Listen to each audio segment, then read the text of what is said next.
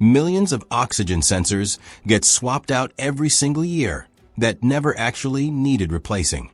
The computer couldn't figure out why the sensor wasn't working right, so it threw a code and blamed the sensor, when the real problem turned out to be something else entirely. These are 13 sensors hiding in your engine bay right now that most drivers never think about cleaning, and one of them is slowly destroying your fuel economy, your power, and possibly your engine while you have no idea it's happening. Today I'm walking you through every single one of these sensors, showing you which ones you can clean yourself for about $10, which ones you should never attempt to clean, and at the very end, I'll reveal the one sensor most likely causing problems in your car right now. This matters because $424 became the average check engine light repair cost in 2023, hitting an all-time high. A huge chunk of those repairs involve sensors that either didn't need replacing or could have been prevented with basic maintenance taking 15 minutes. We're starting at number 13 and working our way down to the one that's probably killing your engine right now. Number 13. The fuel level sensor. You know that fuel gauge on your dashboard? There's a sensor inside your gas tank that tells it how much fuel you have, and it's one of the most neglected components in your entire vehicle. This sensor uses a float attached to an arm, kind of like the float in a toilet tank. As your fuel level goes up and down, the float moves, and that movement slides across a resistive track that changes the electrical signal sent to your gauge. Here's the problem. That little wiper arm crosses the same positions on that track over and over again, thousands of times. Eventually, it wears grooves into the conductive material. You end up with dead spots where no signal gets through. That's why your fuel gauge might bounce around, get stuck at half tank, or respond really slowly after you fill up. Some people think their car is burning through gas way too fast, when really their gauge is just lying to them. The bad news is you can't really clean this sensor effectively. It's usually integrated with your fuel pump module, which means replacement can cost anywhere from $200 to $1,500 depending on your vehicle. But knowing the sensor exists helps you understand why your fuel gauge might be acting weird before you assume you have a fuel leak or some other expensive problem. Number 12. The oil pressure sensor. This is the sensor behind that terrifying red oil pressure warning light on your dashboard. When that light comes on, most people panic, and they should. Low oil pressure can destroy an engine in minutes. The oil pressure sensor threads into an oil passage in your engine block and monitors the pressure of oil flowing through your engine. On some GM vehicles, this sensor actually does double duty as a backup fuel pump relay for the inertia shutdown system. Here's what makes this sensor dangerous when it fails. If the sensor gets clogged with sludge or varnish from burnt oil, it might report normal pressure when your actual oil pressure is critically low. Your engine could be starving for oil while the gauge on your dashboard shows everything is fine. The opposite can happen too. A faulty sensor might trigger false warnings, making you think you have a serious problem when you don't. Here's the critical thing with oil pressure sensors. If you get a code for low oil pressure, do not assume it's just a bad sensor. You need to verify actual mechanical oil pressure with a real gauge before you dismiss it as a sensor fault. Ignoring a faulty sensor that's masking genuinely low pressure leads to catastrophic engine destruction. Replacement runs about $120 to $250. If you're finding this information helpful, take a second to hit that like button and subscribe. I put out videos like this every week to help you understand your car better and avoid getting ripped off at the shop. Number 11. The engine coolant temperature sensor. Your engine computer needs to know exactly how hot or cold your engine runs to make dozens of decisions every second, including how much fuel to inject, when to adjust ignition timing, when to activate the cooling fans, and when to lock up the transmission converter. All of that depends on this one little sensor. The coolant temperature sensor is a thermistor, which means its electrical resistance changes based on temperature. When the engine is cold, resistance is high, around 2 to 3,000 ohms. When the engine is hot, resistance drops to around 2 to 300 ohms. The computer reads these resistance changes and calculates engine temperature. When this sensor gets contaminated with coolant deposits and corrosion, it starts lying to the computer. If it reads colder than actual temperature, Your engine runs rich, wasting fuel and producing black smoke. If it reads hotter than actual, your engine runs lean, risking detonation and overheating. You might notice hard cold starts, rough idle, cooling fans running at weird times, or fuel economy that's worse than it should be. These symptoms often get blamed on other components because people don't think about the coolant temperature sensor. Unfortunately, cleaning this sensor is generally ineffective. When it fails, replacement is the answer, and costs range from about $125 to $550. The good news is the sensor itself is often pretty cheap, sometimes under $65, with labor making up most of the cost. Number 10. The vehicle speed sensor. When your speedometer starts jumping around, your transmission makes strange shift decisions, or your cruise control randomly shuts itself off. There's a good chance the vehicle speed sensor is the culprit. This sensor is usually mounted on your transmission housing or differential, and it generates electrical pulses based on how fast your wheels or transmission output shaft are spinning. The computer uses this data for everything from calculating your speed to deciding when to upshift or downshift, managing fuel cut during deceleration, and controlling traction systems. Here's where it gets interesting. When this sensor gets contaminated with oil, road grime, metallic debris, or sludge, its signal becomes distorted. The pulses arrive incomplete or irregular, and suddenly your computer thinks you're going faster than you are, slower than you are, or even completely stopped while you're still rolling. This is one of the sensors you can actually clean yourself. A can of electronic contact cleaner costs about $6 to $10. If that doesn't work and you need replacement, you're looking at $230 to $900 depending on the vehicle. Number 9. The knock sensor. Bolted directly into your engine block is what amounts to a tiny microphone constantly listening to every combustion event happening inside your cylinders. This is the knock sensor, and it's designed to detect the specific vibration frequencies caused by engine knock, also called detonation. Engine knock happens when fuel ignites at the wrong time, creating a destructive shock wave inside the cylinder.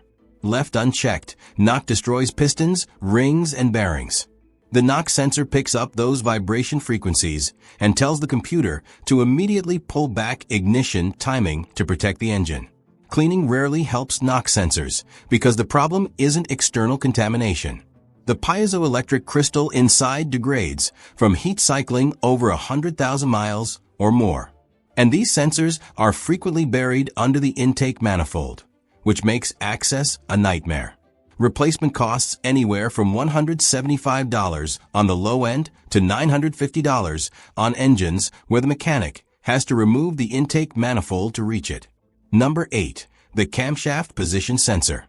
The camshaft position sensor monitors your camshaft rotation, which happens at half the speed of your crankshaft. This information is critical for fuel injection timing and, on modern engines, for variable valve timing systems. The most common contamination source for this sensor is oil leaking from worn valve cover gaskets. Oil seeps down and coats the sensor and its connector, degrading the signal over time. Sludge buildup affects both the camshaft position sensor and the variable valve timing solenoid, causing codes in the P0010 to P0023 range. You can sometimes clean this sensor with electronic contact cleaner, especially if the problem is external oil contamination. Remove the sensor, clean it thoroughly, let it dry completely, and reinstall.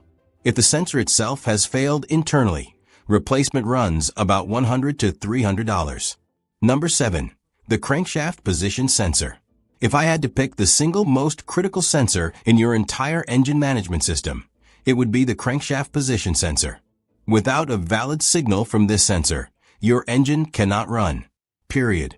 The crankshaft position sensor tells the computer exactly where your crankshaft is in its rotation at every moment. The computer uses this information to time fuel injection and ignition precisely. If the computer doesn't know where the crankshaft is, it can't fire the spark plugs or inject fuel at the right time. The engine will crank all day long, but never start. Here's the classic failure pattern that drives people crazy. The engine starts fine when cold, runs perfectly normal, but refuses to restart after reaching operating temperature. You wait 30 minutes to an hour while the sensor cools down, and suddenly it works again. This intermittent behavior leads to expensive misdiagnosis. People replace starters, fuel pumps, ignition components, sometimes all of the above, before someone finally identifies the crankshaft position sensor as the culprit.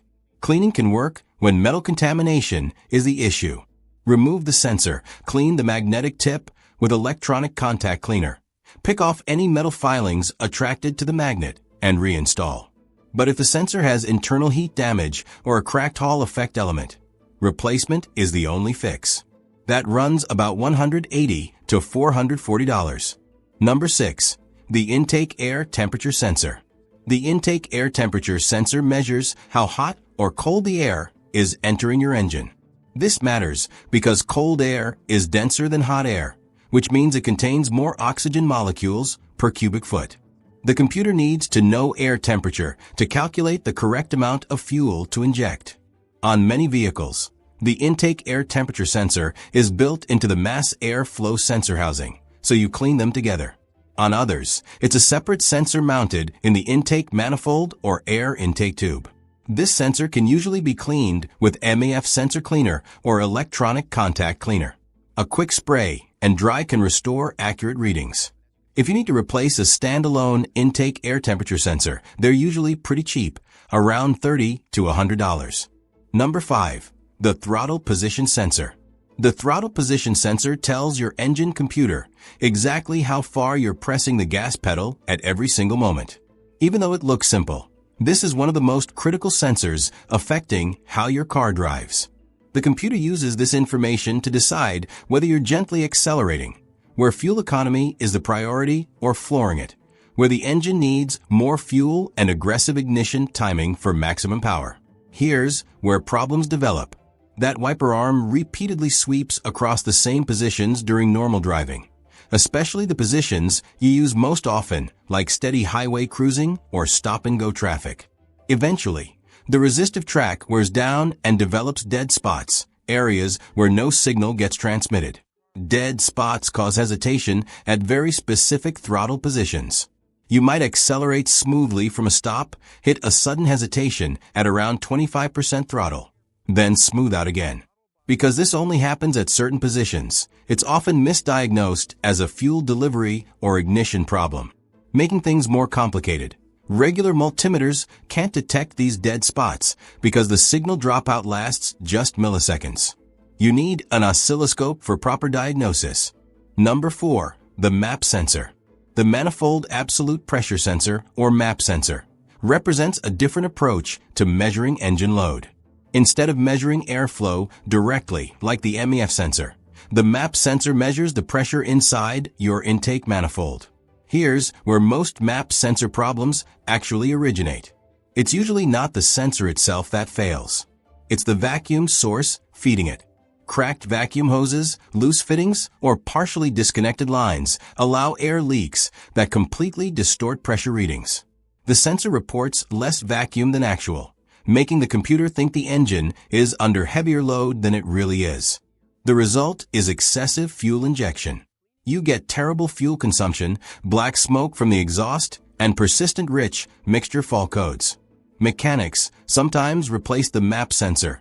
The codes come back, and they start chasing other problems when the real culprit was a cracked vacuum hose the whole time.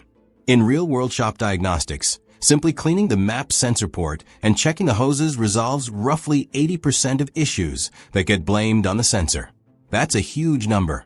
4 out of 5 times, cleaning and checking connections fixes the problem. Number 3. Oxygen sensors.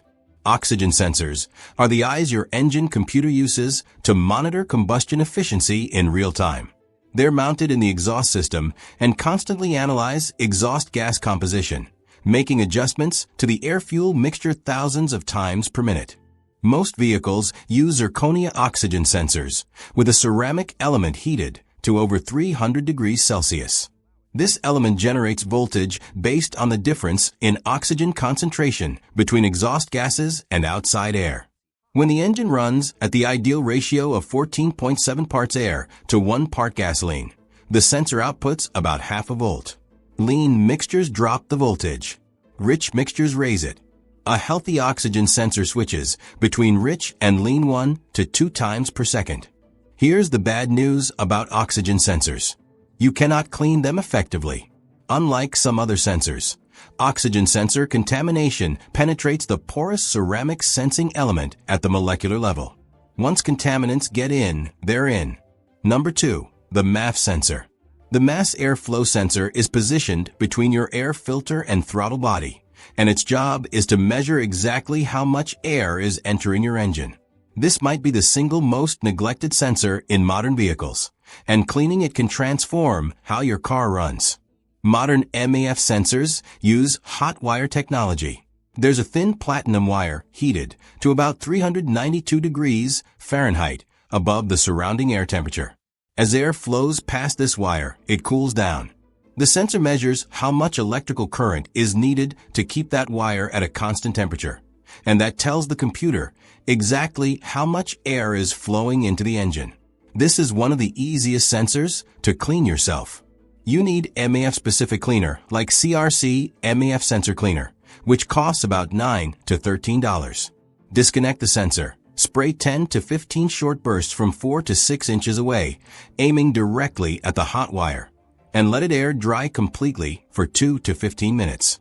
What you absolutely must never do is touch the wire or use the wrong cleaners.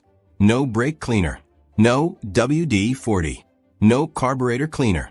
These leave residue that will destroy the sensor. Only use cleaners specifically designed for MAF sensors. Number 1. Sensor connectors and wiring. We've finally reached number 1, and this might surprise you. It's not actually a sensor. It's what connects all those sensors to your engine computer. And it's the hidden culprit that causes more diagnostic headaches than actual sensor failures. In countless expensive diagnostic sessions, hundreds of dollars get spent replacing sensors that appear defective when the real problem isn't the sensor at all. It's the corroded connector or damaged wiring feeding it. Every sensor in your car depends on 3 things to work correctly: correct power supply, solid ground, and a clean signal path back to the computer. When corrosion builds up inside a connector, it increases electrical resistance. That resistance alters the voltage readings the computer receives, triggering fault codes that point to sensor failure when the sensor itself is working perfectly fine. Your vehicle's computer cannot tell the difference between a failed sensor and a corroded connector. Both produce the same erroneous data. The computer just sees bad numbers and throws a code. Here's the fix, and it's almost embarrassingly simple. Disconnect the connector, spray contact cleaner inside. Use a small brass brush or terminal pick to remove deposits, let it dry completely, and apply dielectric grease to the rubber seals. So which sensor is most likely causing problems in your car right now? Based on everything we've covered, the most likely culprits are a dirty MAF sensor or corroded connectors. These components affect nearly every vehicle on the road. They contaminate gradually without obvious symptoms, and almost nobody thinks about maintaining them during routine service. The bottom line is this: your car has over a dozen sensors that affect how it runs, how much fuel it burns, and how long your engine lasts. Some of them you can clean yourself for less than the cost of lunch. Others need to be replaced when they fail. Knowing the difference saves you money, prevents unnecessary repairs, and keeps your engine running the way it should. If this video helped you understand your car better, hit that like button and subscribe. Drop a comment and tell me which sensor you're going to check first. Thanks for watching.